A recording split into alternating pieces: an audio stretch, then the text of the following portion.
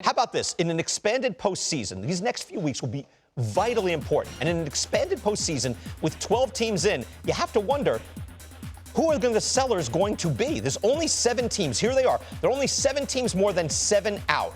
So, again, you've got 12 teams in. Many others say, oh, no, we're contending. It's a long season. So who are the sellers going to be? So we got White Sox, Pirates, Cardinals, Rockies, Royals, Nationals, and A's. They're the only teams that are kind of out. So, Hannah, start with you. Give me one team that should be realistic and blow it up and be sellers. Okay, I told you right before we started, I didn't know the framing was going to be blow it up. Blow it up. But I am pushing for the Mets to be more aggressive than they want to be. I think there's a lot of trade in or trade out? Trade out. Well, that's blowing it up. It's not blowing. If they trade Scherzer and Verlander? Not both of them. They have a lot of expiring contracts. David Robertson, like Tommy Pham, a contender would love to have Tommy Pham. Yes. Here's the thing about the Mets. I think a lot of people out there are saying, let's see how they play over the next week, the next 2 weeks. Yeah. Maybe they add, if they're looking good, they could add.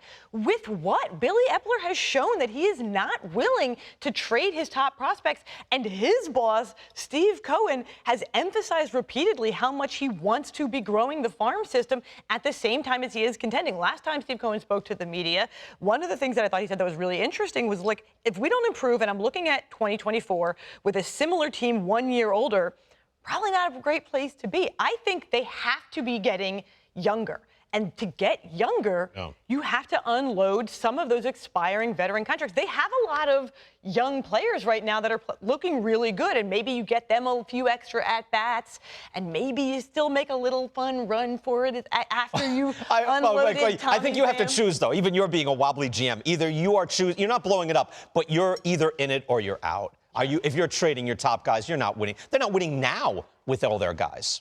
That seems like all the more reason to unload. I think that the Mets are if they are not aggressive, they weren't aggressive enough last year in some ways. That's what got them to this point. This year is the way that they handled the deadline last year. So you're saying Mets. Okay, say Mets. Who you got? Interesting. I'm going to pick the White Sox. You know, I think a guy like Pedro Grifol, it takes usually 3 or 4 years to kind of reboot that roster. Given this first year, I think he saw what he has. Look, I think Pedro Grifol is a guy that's the perfect guy for the White Sox and that team, but I certainly feel like it's time to kind of reboot and just see what happens. Look, I don't think Dylan Cease is going anywhere. I don't think Roberts is going anywhere.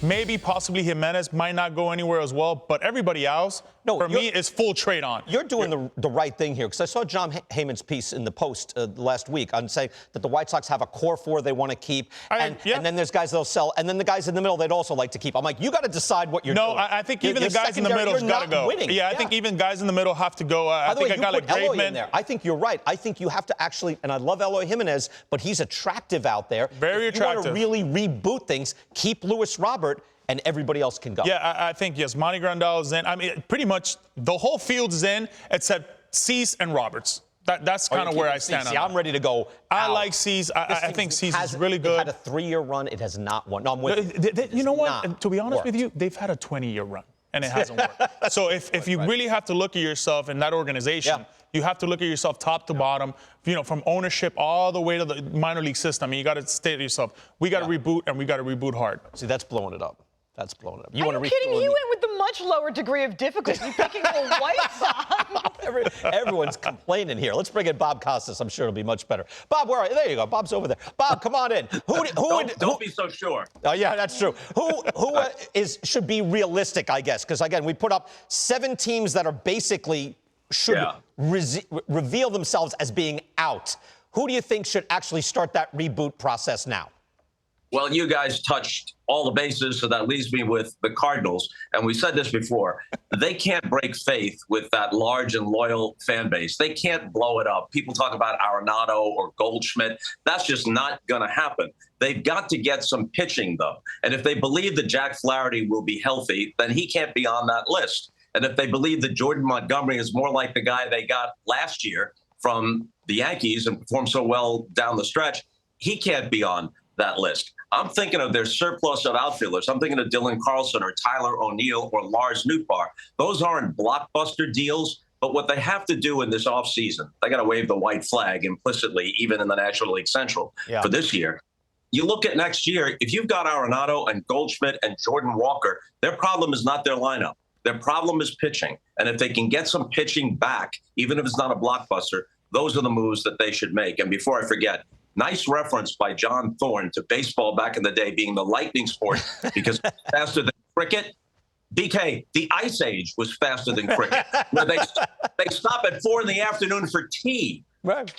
There's something to be said for that, actually. As you Yeah, you I throw went that to a out there. cricket match. Might like that. I went to a cricket match once, Yeah. and I still can't figure out what the hell they were doing. I thought you'd be telling them how to play the sport. I thought that would be that's what Bob Costas would do. I'm going to push back a little bit. I think the Cardinals could refuel much better while not bottoming out. They have the 2 aircraft carriers, Bob. I'm saying Arenado and Goldschmidt. They have real value. They're older. They're expensive. I would keep the Lars Nootbaars of the world. You don't think that's the way to go? Well, it'd have to be an incredible return for either one of them. You could get Arenado, I should have checked on Goldschmidt. I'm assuming Goldschmidt has a no trade. Arenado has a no trade. So where would, let's say, Arenado go? The Dodgers have a deep farm system. The Dodgers could give the Cardinals quite a return, and Arenado might, in theory, say, yeah, I'll go to the Dodgers. They're going to be in the playoffs. They're always going to be good. That makes sense to me. But you've got a very slim area of possibility for something like that, where the return would justify, and then having to explain it to your fan base would justify making a move with someone like Arenado. Right. As I often throw in, in the real world, the preface it by saying, because in the real world, these things are a little more difficult.